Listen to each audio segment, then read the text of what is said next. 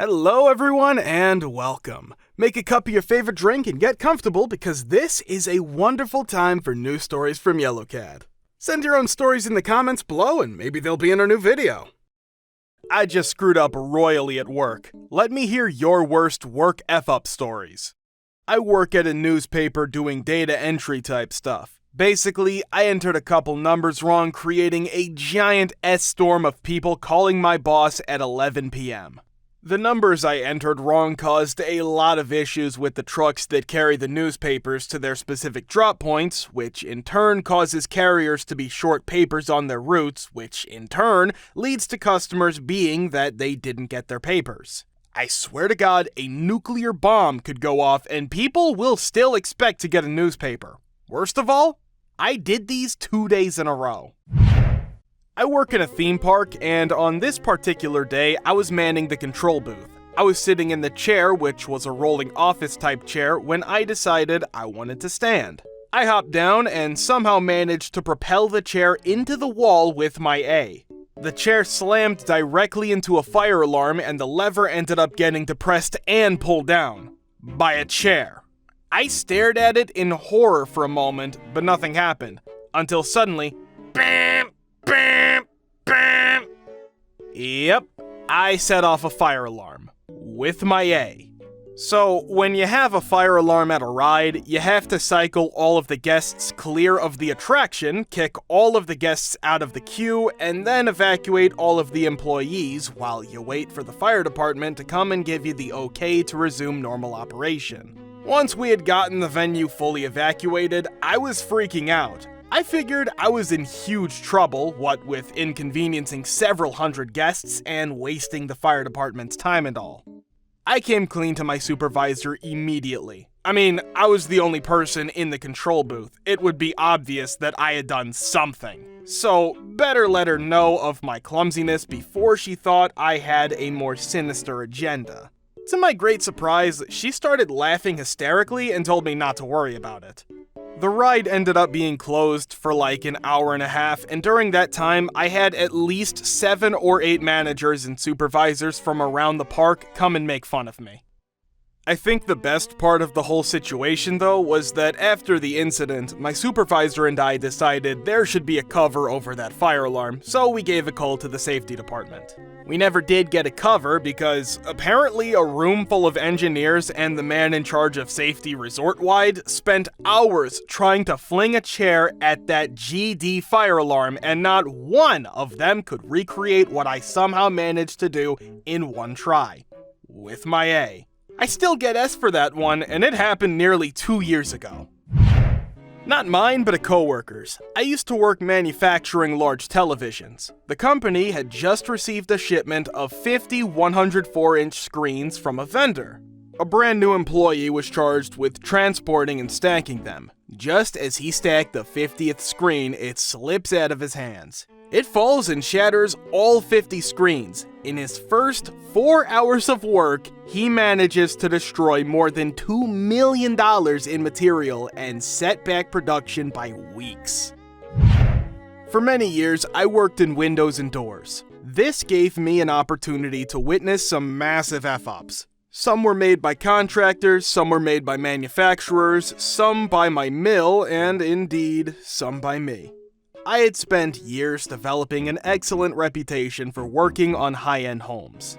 I worked with the architects on the front end, the clients and the contractors on the back end. It was a sweet deal for a guy in his late 20s. The money was good and I was turning away clients.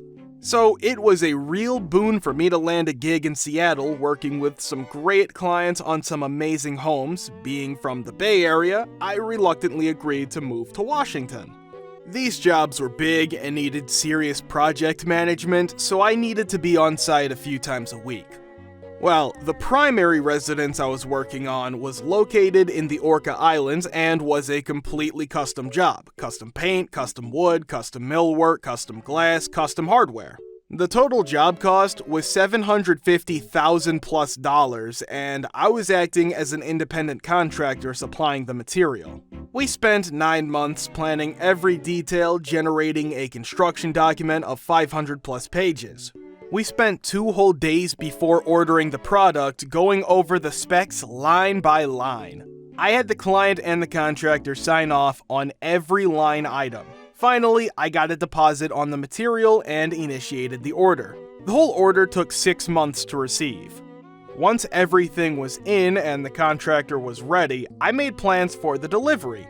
It was not an easy delivery, so I brought in a driver I knew from my work in Big Sur. It was a muddy mess getting the material to the job site and took 3 trips over 5 days to fill the unfinished garage with all of the windows. We met with the contractor and inspected the goods. Everything was fine. He signed off and all I needed to do was go home, wait for the final check, the part of the payment that had my profit in it. I stopped and had a beer with my driver friend and headed back down to the ferry dock to take the ride over to my house on Bainbridge when my phone rang. It was the interior designer. "These aren't the right color," he said. All the blood in my body drained. I quickly grabbed my briefcase and started to flip through the work order. Every effing page of the 500 pages of order said the color that was delivered. I insisted, "I've got the contract signed by the client and the contractor. It's the color that was ordered." "This color will not do. I have ordered siding, trim, everything is coming in for the color we changed it to." I hesitated and asked to let me review everything and get back to them.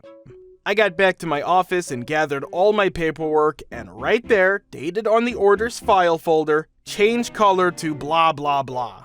I ate the windows, I ate the temporary windows I supplied them to keep the job on track, I ate chargebacks from the contractor, I lost 2 upcoming jobs, I ate the cost of sending a crew out and replacing the windows with the correct ones, I ate everything and had to order the windows again.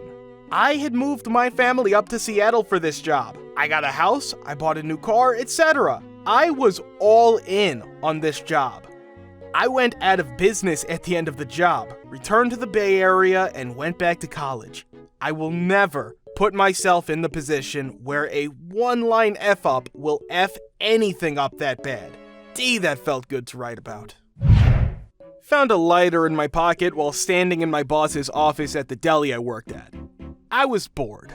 I had to run past the entire deli counter screaming to get to the sink when I lit my shirt on fire. There were at least 15 customers in line. I used to work at a car rental place. My job was to clean the cars, get them ready for customers, and do the inspection of the car before people took off with them.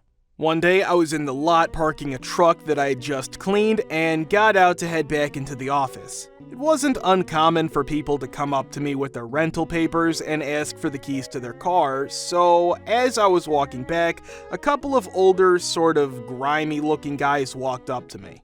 The one guy said, "Hey, we're all done inside and the lady said that truck is ours." I'm not even going to make excuses for why I did it, but without even asking a question, I said, "Okay, great, here you go," and handed him the keys. I thought it was weird at the time because when I handed the guy the keys, his friend said F under his breath and looked peed. Anyways, I walk back into the office without a care in the world and I see my boss. She asks if I saw those 2 guys out in the lot and I said, "The guys who rented the truck." "Yep." Then she looks at me with her jaw on the floor and says, "No." She turns around immediately and calls the cops to tell them we just had a truck stolen from our lot. Weeks go by and eventually the truck turns up out in the middle of nowhere. The cops find needles and booze all over the inside and they returned it back to us. I had to go to the police station to pick the guy I gave the keys to out of a photo lineup. I was a stage manager at a 3,000-seat hall in downtown New York and was doing a performance of Julio Iglesias.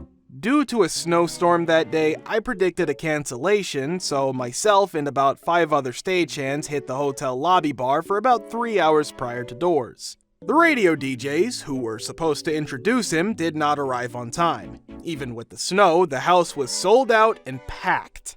I walked out on stage and stumbled over a cable and almost fell from the deck recovering. I walked up to the mic, with spotlights on me all the way, and proceeded to blank on his name and managed Julio Iglesias and ambled off the stage. Narrowly escaped unemployment.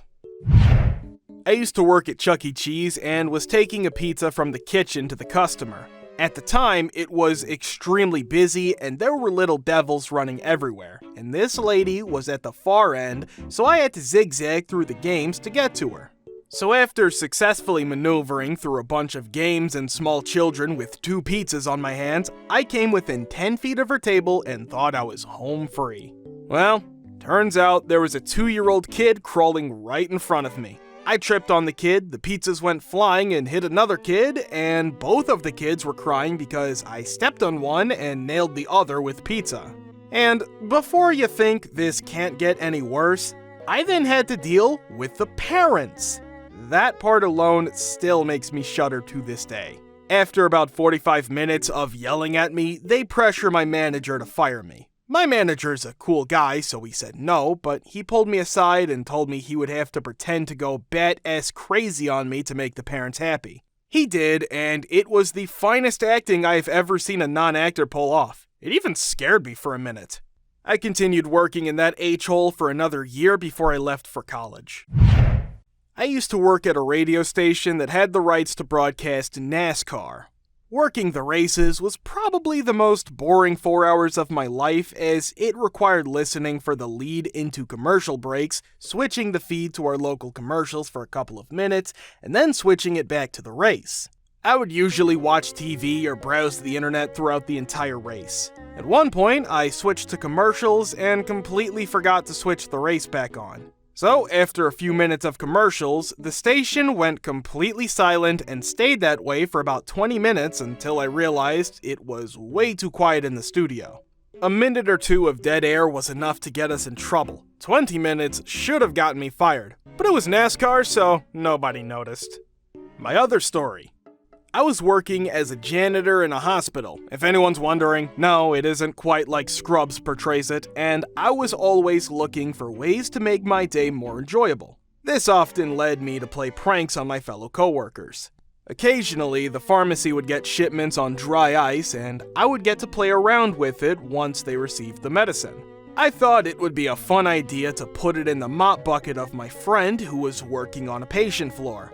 I would call her about 5 minutes later, and it would be the perfect prank. Well, I did call her 5 minutes later, and she answered in a panic. She told me she was having a chemical reaction in her mop water, and she alerted the head nurse and the on-call hospital manager so they could start preparing to evacuate the floor. I quickly explained the whole situation, and the next day, I had a talk with my boss. Turns out that even though most of the staff involved thought it was severely inappropriate, they also found it really funny once all the panic was over with. And my boss even complimented me on my creativity, even though I probably should have just been fired. I worked in a mailroom right out of college for a fairly large company. We oftentimes had overnight next day AM packages that had to be there, or apparently the world would explode. I was responsible for getting these to the drop boxes before pickup time, which means I had to take them with me when I left for work and drop them off. Well, one Friday, had one of these urgent letters, left work and completely forgot about it. It sat in my car all weekend. Got to work the next Monday, the CFO and several upper managements were literally freaking out because the letter didn't arrive, got yelled at, etc. It apparently was a $500,000 check that this company was waiting for, or they were going to make some kind of legal action or something. It turned out fine, but I wanted to die at that time. Been there. Thank you for watching. Guys, thank you for all of the support and likes. Subscribe to the channel if you're not subscribed yet. See you next time.